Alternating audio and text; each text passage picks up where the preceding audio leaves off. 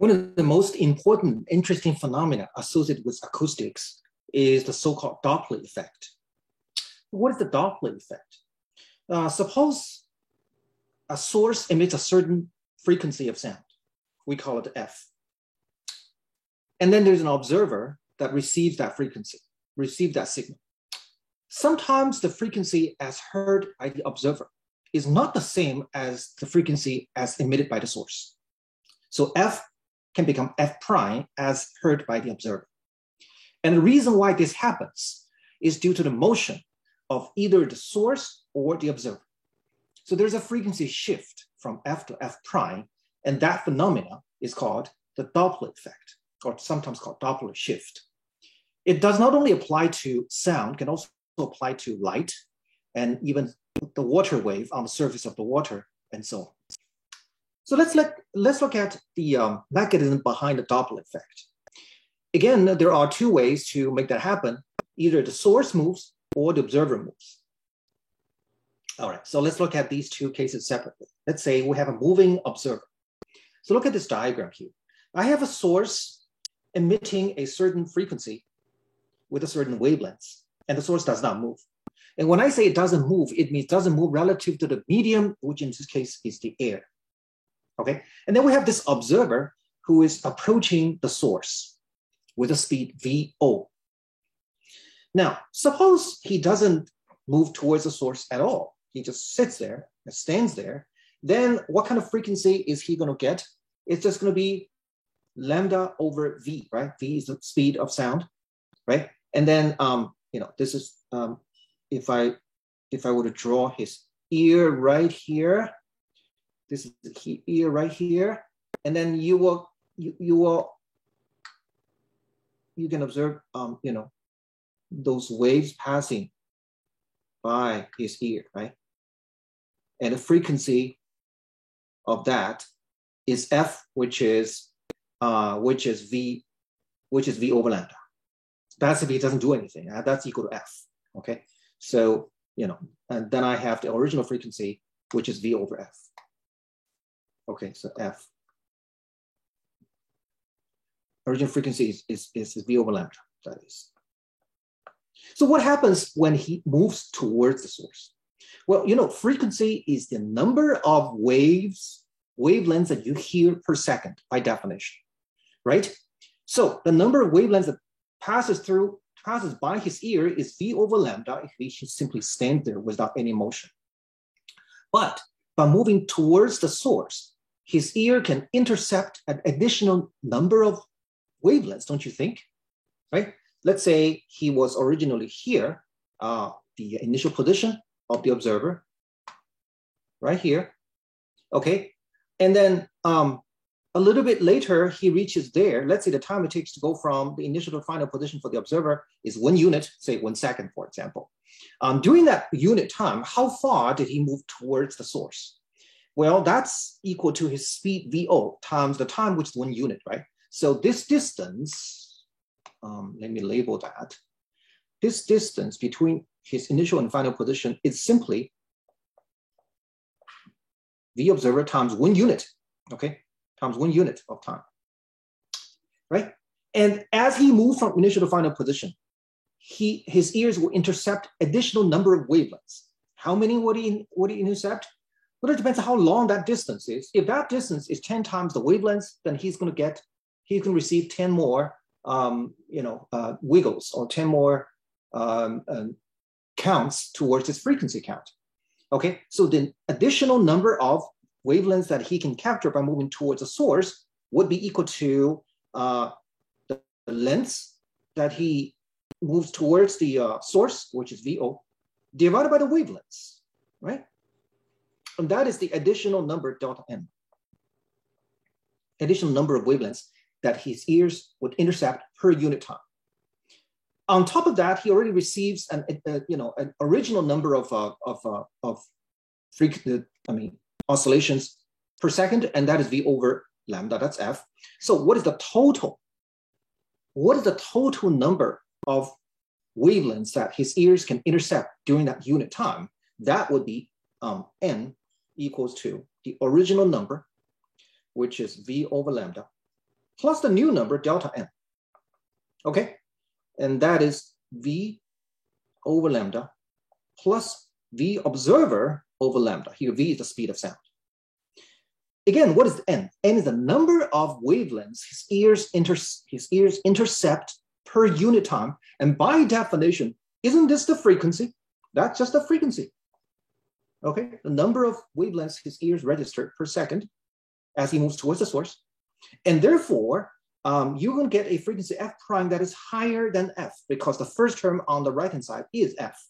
Okay, let me clean this up a little bit. This is v over v plus v observer over lambda, which I can also write as, if I take the v over lambda out, I get 1 plus v observer over v. Okay, so you get this additional factor here, this additional factor, which is greater than 1 in this case, multiplied by the original frequency f, which is v over lambda. So I have f prime equals f times this factor of 1 plus v observer over v. Okay, this is the new frequency heard by the observer as he approaches the source with the speed VO. Along the direction, along the line connecting the source and the observer, he has to move directly towards the source, otherwise he's not cutting into extra wavelengths. Okay, so the directional motion of VO here is from the observer towards the source. Okay, that's implied. Now, if he moves, say, if he doesn't, let's say he doesn't move this way, which is going to increase the frequency that he hears. If he moves that way, does that do any job? Does that increase or decrease any frequency? No, because he is not cutting into extra wavelengths, right? Therefore, moving perpendicularly to the line connecting observer and source is useless as far as acoustics is concerned. Okay, you have to move along the line connecting the source and the observer, and that is the speed that will change the frequency heard. So in our case, he is approaching the source, so you hear a higher frequency. What if he moves away from the source? Then he's going to hear lower frequency because he is not intercepting as many numbers as he tries to escape from the source. He will escape a certain number of wavelengths that he would otherwise intercept if he were just simply to stand there. Okay, and that is when you acquire negative sign in front of the observer. So I can put a positive and negative sign to include both cases. Negative sign applies when VO is away from the source. So you're moving away from the source, you should use a negative sign because f prime is going to be less than f. Okay, so this is the first case of the Doppler effect due to the motion of the observer and the physics here. The basic idea is that by moving towards the source, the observer is cutting into extra number of wavelengths, therefore increasing the total number of wavelengths his ears can intercept per second, and that is to increase the frequency. Okay, so the wavelength doesn't change, but you're simply intercepting more wavelengths per second. That's how you increase the frequency by moving towards the source. Now, the second case is moving, when the source is moving. It turns out you still get a Doppler effect, but the mechanism is different. The formula is also different. So here we consider a case where a source starts from point 0, okay, which is this red dot here in the middle. This red dot here in the middle. And then that source is not stationary. It moves towards the observer Nancy, okay? Moves towards the observer Nancy. So it moves along the line connecting the source and observer again. And a little time t later, the source reaches point 1, which is centered, which is at this green dot. And the time it takes to go from point 0 to point 1 happens to be the time it takes for one period of the wave, which means by the time you first emit a wave at point 0, and that wave starts to propagate, and then by the time you reach point 1, you emit your second wave. Okay, so the time interval between 0 and 1 happens to be one period, just to make things simpler. Okay, and then once you start to emit that wave, which is centered at point 1, the green dot, that wave starts to propagate as well. So you see this red circle centered at the red dot here. That was the the first wave emitted by the source. And then you see this green circle centered at the green dot at point 1, that is emitted a time t later. T is the period of the wave, okay? And then the source keeps on moving and then it reaches point 2, again, a time t later. So that's when it starts to emit the third wave, which starts to propagate. And then, that's when you see this blue dot at point number 2, and it starts to propagate. So this wave will make a smaller circle, smaller blue circle. Again, the circle is smaller than the first two because there's less time for it to propagate, okay? And then finally, that source reaches point 3, the orange dot. That is when it is barely starting to emit a wave, okay? The circle created is 0 in radius, so we didn't even draw it. Okay, so again, the source went from point 0 to point 1 to point 2 to point 3. Every time it reaches a new point, it emits a new wave. Okay, so how many wiggles, how many wavelengths did it emit? It's going to be the first one, which is orange, the second one, which is green, the third, which is blue, and then the fourth one, which barely started.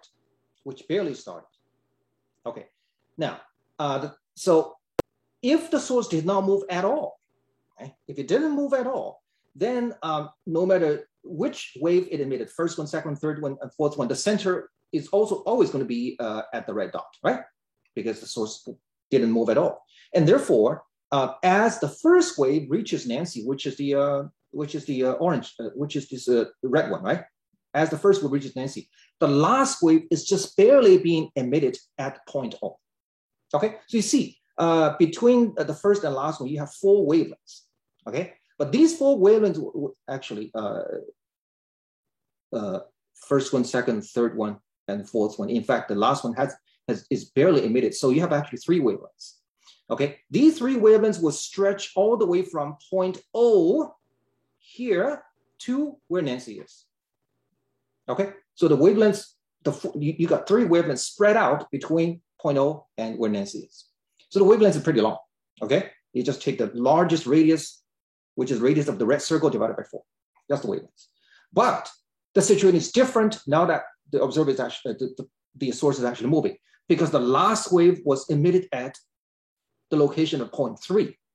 It's just getting emitted, while the first wave still has just reached Nancy. So now all these 3 wavelengths are squeezed between point 3 and where Nancy is. We're looking at a much shorter distance, which is this much, see, which is only this much, instead of the entire radius of the red circle. So you have squeezed these wavelengths into a shorter distance. That amounts to what? A shorter wavelength. Okay, so you squeeze the wavelength. Now remember, the frequency is wavelengths divided by the speed of sound. The speed of sound doesn't change, but the wavelengths did. It became shorter. Okay, the speed of sound, I'm sorry, it should be, the frequency is actually equal to the speed of the wave divided by the wavelengths. The speed of sound does not change. The wavelengths get shorter, and therefore, what happens to the frequency? It will increase, right? So because I have, let me write that down. F equals to V over lambda. Okay, but that's the frequency of the original, emitted by the source.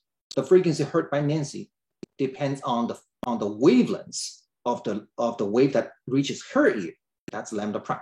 As we saw, lambda prime is shorter than lambda because the waves get squeezed as the observer, as the source moves towards her. Okay, so since lambda prime is shorter than the original lambda, F prime is going to be higher than F. F equals to V over lambda. That's the frequency emitted, and F prime is the frequency registered by Nancy's ears. Is going to be higher than F because, again, lambda prime is shorter than lambda. So basically, the mechanism of how a moving source can change the frequency heard by the observer is because by moving towards the observer, you are squeezing the wavelengths to make it shorter. So here it's not because motion of the observer, it's because motion of the source, which changes the wavelengths. Okay, so that's a different mechanism. Now, exactly what is F prime equal to? Well, we can look at this diagram below, and we can see here. Initially, the source is at point A, okay? And the observer is at point B. let's say the source emits a whole bunch of waves, and a time t later, the source, the first wave emitted by the source will reach from A to B, and then how long is that time? Well, that depends on how fast the wave propagates. That speed v, that's the speed of sound. Okay, so the length AB would be equal to the speed of the sound times the time it takes to go from A to B. Okay, for the source to go from for the sound to travel from A to B. Okay, that's A and B. Now, in reality, the source actually moves. So by the time the last wave is emitted, the source has reached point C. Okay, so what is AC equal to? AC equals to V source times T, right? So therefore, the original number of wavelengths would stretch between A and B. Now it's squeezed between C and B. Okay, so original wave, the number of wavelengths is the same emitted by the source as it moved from A to C, or whether it doesn't move at all, because it's got a given frequency, it has to emit a certain number of wavelengths during a certain amount of time t. So that's the same whether he moves or not. But by moving from A to C, all these wavelengths, same number of wavelengths, is now squeezed in a tighter space between C and B instead of between A and B. So therefore, you're looking at a compressed wavelength. Lambda prime is going to be shorter than lambda. How much shorter? What's the ratio here? The ratio equals to what? The total amount of lengths occupied by these wavelengths. Okay, lambda prime is proportional to the distance between C and B, because all these wavelengths is squeezed between C and B. Okay, this length. I can actually take C and B divided by N. N is the number of wavelengths emitted during the time t. Okay, but lambda would be stretched between A and B. That's when the source is not moving at all. Okay, so you take the total lengths A and B, then you divide it by the total number of wavelengths. That will get you the original wavelengths. Okay, I don't care what N is, it cancels out. I don't care what T is, it all cancels out. Okay, but what's important is the ratio of CB over AB, and CB, as you know, is AB minus AC. Okay, so AB minus AC, so we have VT minus V source T. And we divide it by AB, which is VT. Okay, you can see T cancels, so you're left with what? 1 minus V source over V. Okay, so lambda prime indeed is shorter than lambda because the right-hand side is less than 1.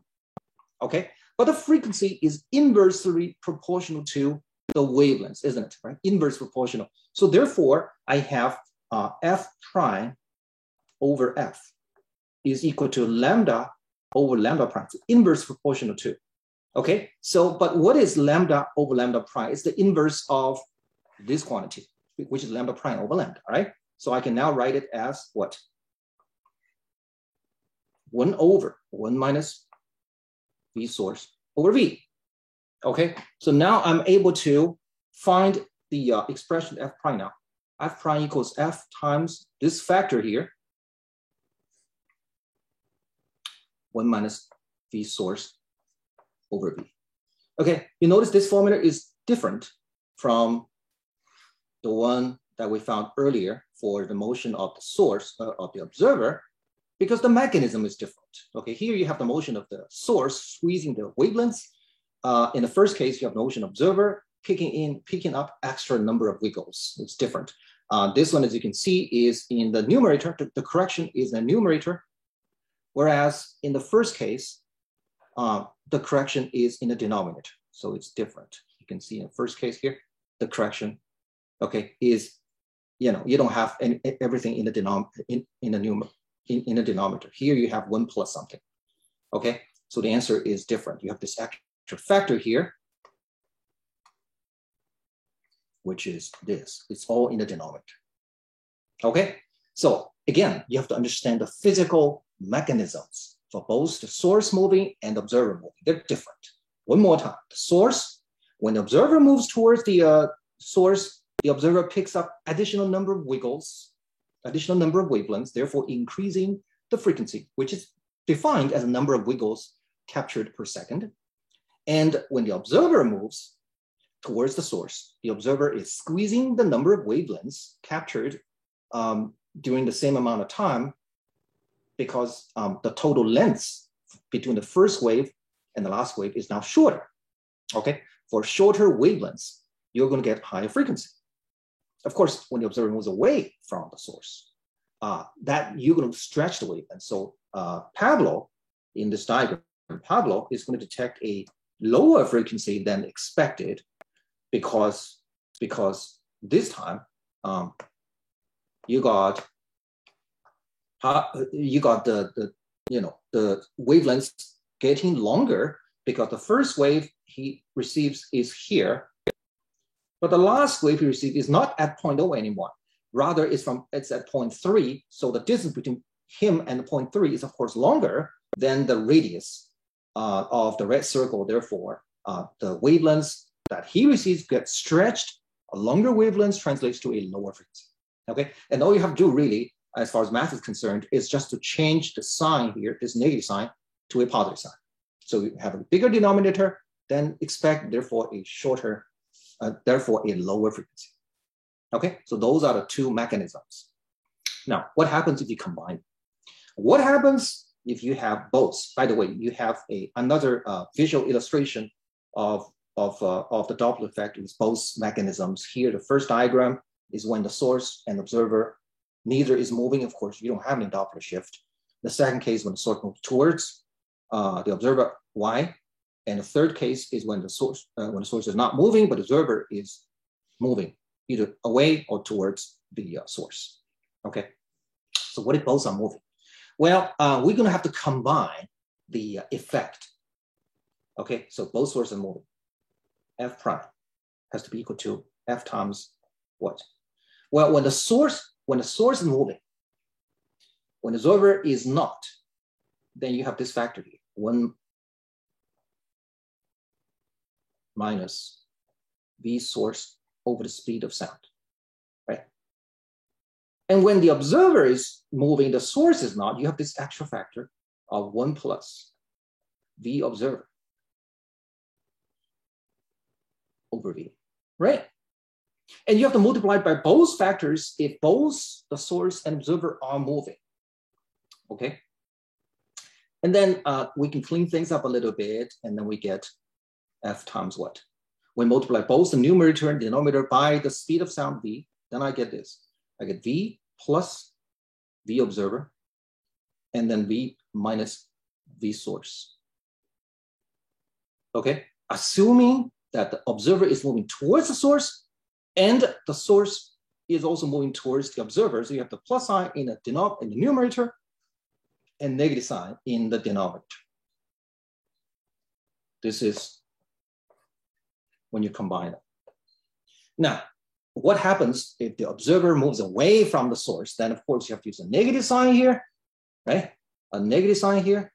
And when the source is moving away from the observer, you have to use a plus sign here, right? The sign has to be reversed. A lot of people seem to have some trouble choosing the correct sign when it comes to solving an actual problem when the source and observer both move. So here's a little trick how you can keep the correct signs. When both the observer and the source are moving, in order to determine the signs in the numerator and denominator, please do that one at a time. Okay, when you want to determine whether the numerator, the sign in front of V observer, is that plus or minus? That is due to the motion of the observer, right? When you pick that sign, please ignore the motion of the source. Okay, that is, you treat the source as stationary. Okay, let's look at an example. Suppose I have a case where the source is moving this way, that's V source, and the observer is moving that way, also in the same direction, V observer. Okay, on the line, both in the line connecting the source and observer, so they should both count. When you determine the sign for the numerator, do you use a plus or minus sign? Well, to make that decision, ignore the motion of the source for now. Okay, so you stop this guy from moving. It doesn't move at all. now you see the observer is moving away from the source. That clearly will decrease the frequency, right? So how do you decrease the frequency? You make the numerator smaller. Okay, so you choose a negative sign, right? So you choose, f prime would be equal to f times what? V minus V observer. Okay, V minus V observer in this case. Now we can pick up the sign for the denominator. For the denominator, it's the observer that's stationary and the source that's moving if you want to determine the sign. So we ignore the motion of the observer now. You only see the source. This time the source, you can see it's approaching the observer, and that tends to what? To increase the frequency. So f prime, how do you make f prime greater than f? By doing something to the numerator, you choose a negative sign. That's how you make the denominator smaller and therefore increasing f prime. So you see, you're getting two negative signs in this case. Okay, so that's how you choose the signs. Do that one at a time, stop the other one, and look at what happens. Does it increase or decrease the frequency? And you choose the signs accordingly. Okay, now an interesting special case based on what we just found, this formula here. This formula here is what if Vs equals Vo. Both the source and observer are moving at the same in the same line connecting them, and they're moving at exactly the same speed. Okay, exactly the same speed. So you have V minus Vo divided by V minus Vs, but Vs and Vo are equal to each other. Then you have what? F equals F prime. Okay, that's a special case. So suppose I'm driving a car, and the car behind me honks at a certain frequency. Now, if I drive slower than that guy, so the guy is approaching me, okay, then I'm going to hear a higher frequency than the actual frequency of the horn. On the other hand, if I drive away from the car behind me, we're both driving in the same direction with exactly the same speed, I'm going to hear the exact same frequency as the original horn, because the two effects just cancel out, as you can see. Okay, so you're going to have a difference in either the direction of motion or the magnitude to observe an actual Doppler effect. All right, we're going to look at some more numerical examples on how Doppler effect works. But before that, we can look at some qualitative applications, some examples of qualitative application of Doppler effect. This is an illustration of the so-called Doppler ultrasound. You know what an ultrasound is, right? It's a medical term, and basically, an ultrasound, in an ultrasound situation, you have a device which emits a beam of ultrasound, which is a beam of sound with a frequency higher than we can hear, higher than 20,000 hertz.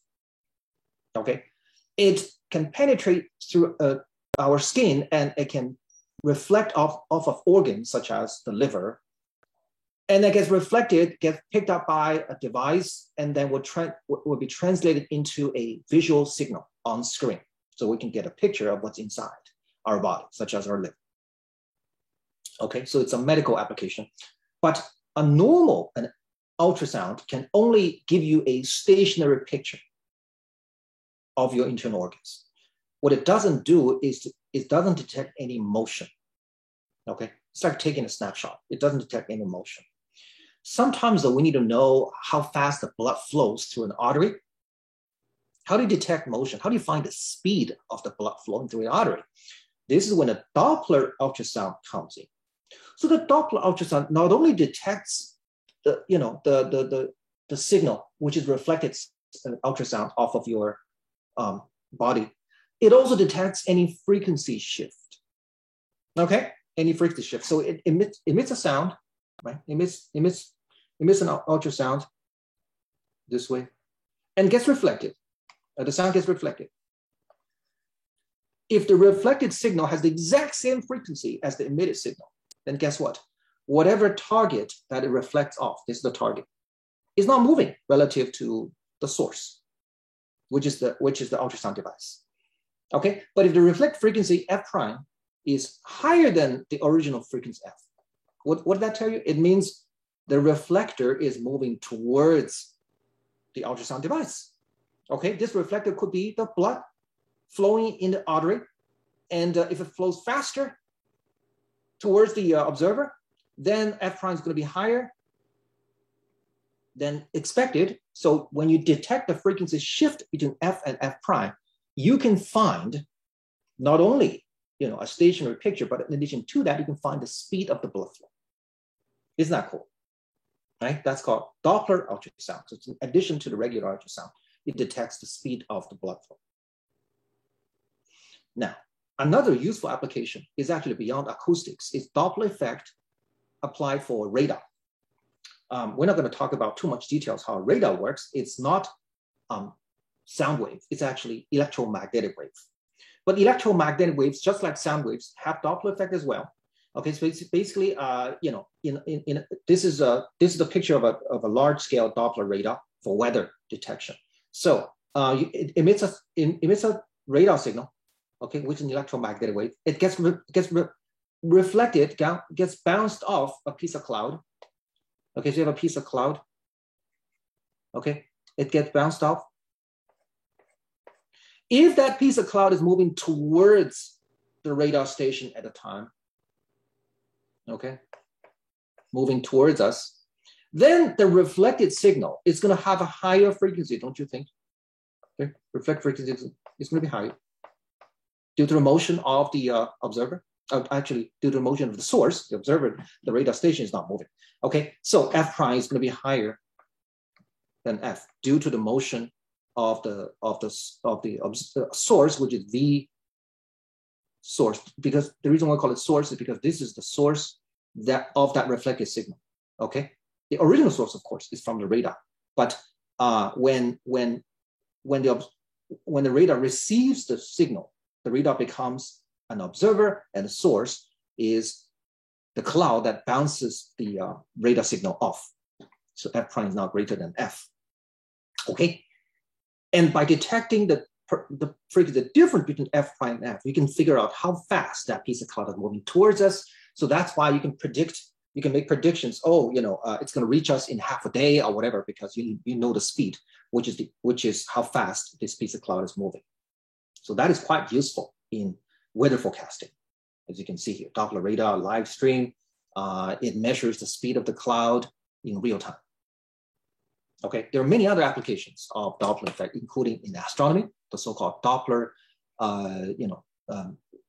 gravitational redshift or blue shift. These things, we're going to see more of that when we study more examples of Doppler effect beyond acoustics. So in the next lecture, we're going to look at some couple of examples of how Doppler shift works in acoustics. All right, so that's until the next lecture.